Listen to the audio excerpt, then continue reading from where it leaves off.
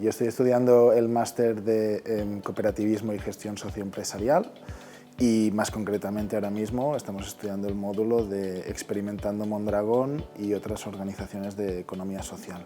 Bueno, pues hemos un poco venido a ver la realidad cooperativa de la zona, sobre todo muy centrado en la experiencia de Mondragón, pero también estamos viendo otras cooperativas pues, que por su modelo pues, son interesantes de visitar.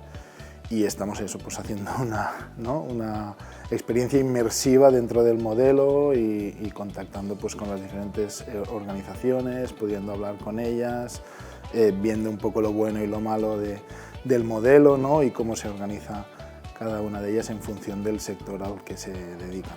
El mayor aprendizaje, un poco el modelo de intercooperación, ¿no? También y de solidaridad, pero centrado también en las señas de identidad, ¿no? Un poco de aquí del pueblo vasco, ¿no? Y cómo se ha construido un modelo a partir de eso, ¿no? Y bueno, creo que eso es muy interesante.